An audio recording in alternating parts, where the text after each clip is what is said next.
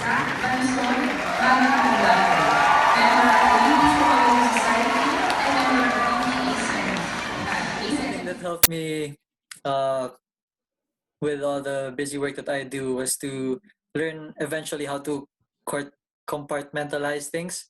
So what that means is basically if you have problems with school, when you're in football, you don't think about those problems. And when you have problems with football, you don't think about those when you're in class. So when I was still in college, I wasn't able to do that yet, but I slowly got there to a point where I was able to learn how to do that. So as an example, before relationship with someone, so every time I'd have problems with this person, like I don't play well in football, and then I'm not able to focus in class. But as time goes on, you learn how to compartmentalize or parang separate these things from each other. So your worries from or well, my worries from this thing won't translate to my my class and my football. So I think that's one thing that really helps and something that you should learn how to do. And it's something that really helps and keeps you focused with whatever task you have at hand. I guess I just it's very important to plan ahead.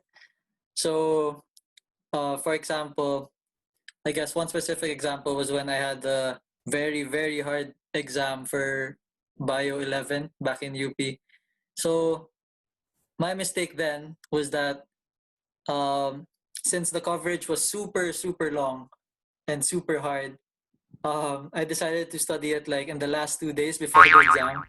So I think just avoiding things like that and just planning ahead, knowing how much you need to study, how much time you have, and stuff like that will really help you in managing your energy so that you avoid those moments where you really have to go all out and drain yourself. So for in that example, instead of just doing all your work maybe at home, maybe if you have some time uh, in between classes or when you're on the way home or basta in other times, you can if it helps you, you can plan ahead and space things out. So for example, instead of doing uh, 5 big essays at the end of the day, if you can space it out and do some of the work beforehand, when you get home after training and after school and you're tired, at the end of the day, you'll only have to do, let's say, 1 or 2 instead of doing 5. So um, it goes back to planning ahead and knowing how much you have to do and how much time you have to do these things and trying to space them out so that you don't get burned out in the end. Okay. Okay.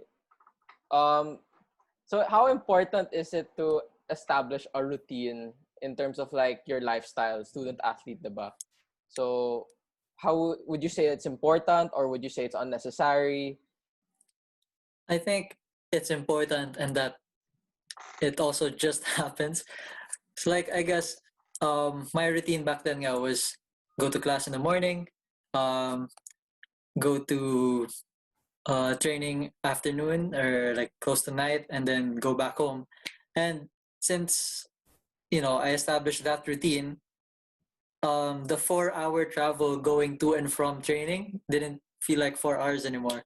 So like it's just something that I was used to and that I was making the most out of that time.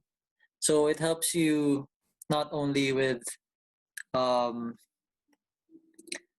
like your scheduling, but also like your like emotionally and mentally. So it doesn't feel like you're doing a lot, even if you are. So yeah, that routine helps in that way. Okay. Uh, so a little context. That was my second year with Kaya. So after the first year, I was the only keeper left. So in my first year kasi, dalawang foreigner and ako lang yung Pinoy. So, uh, in the end, parang Kaya decided to just go with Filipino goalkeepers. So at the end of that year, I was the only one left. And siguro, as early as then, parang I had the sense of responsibility na okay, maybe I actually do have a chance to start this time. Kasi before, yung kasama kong dalawang foreigner, I just learned from them. And I didn't really expect to play that much kasi they were more established than me.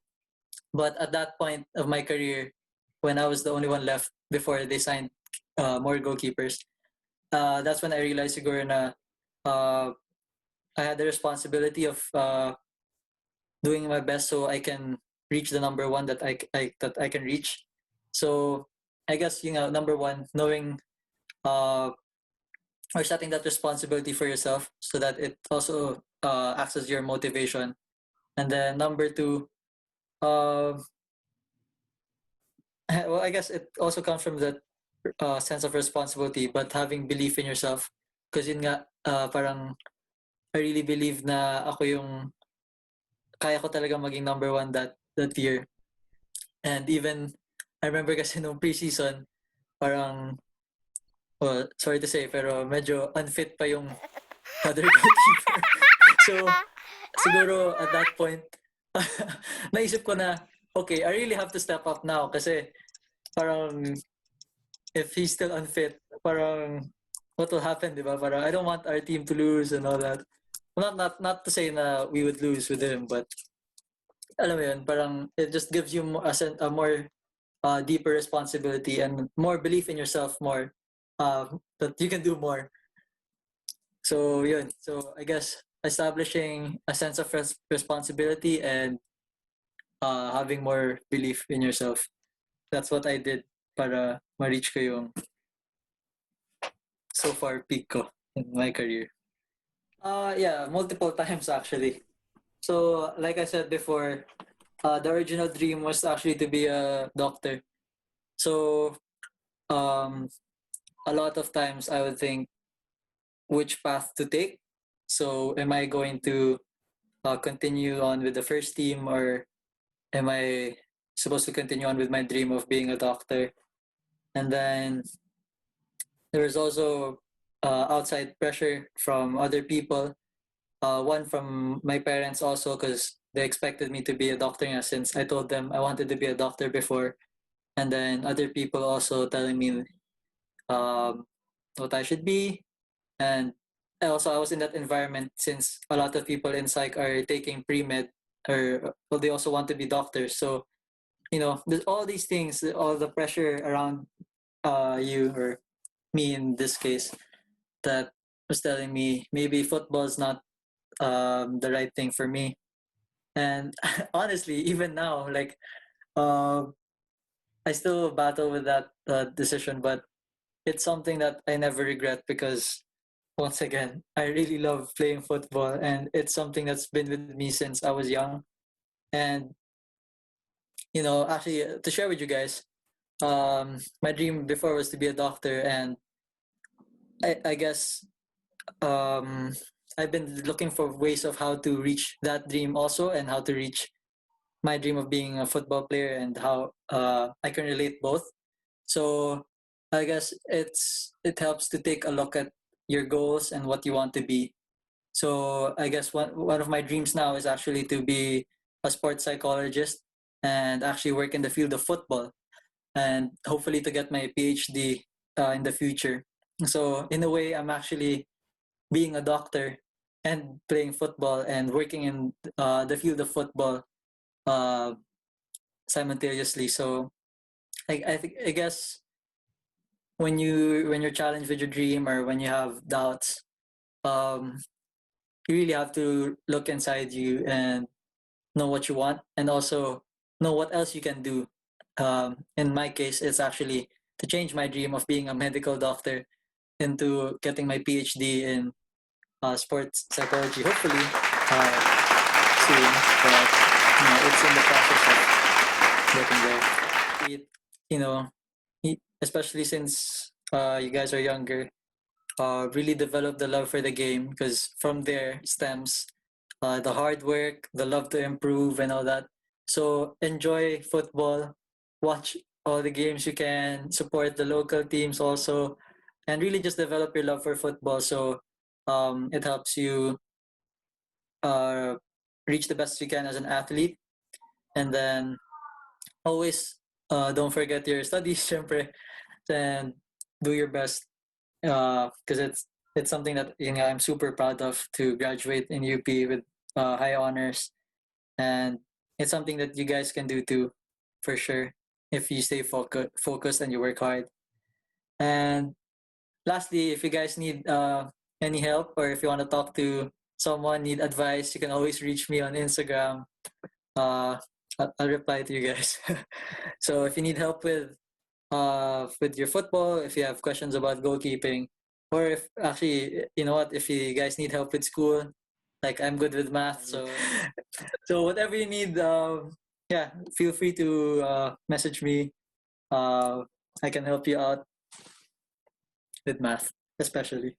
The secret of Zach Banzon, it's not just purely on time management. It's not just scheduling it in advance. It's about setting your own standard high. Okay? If you set your standard high, then everything will follow because you have to work hard for it. Okay? That was, I think, 2 years ago, Zach, if I'm not mistaken. 2017, 2018 school year.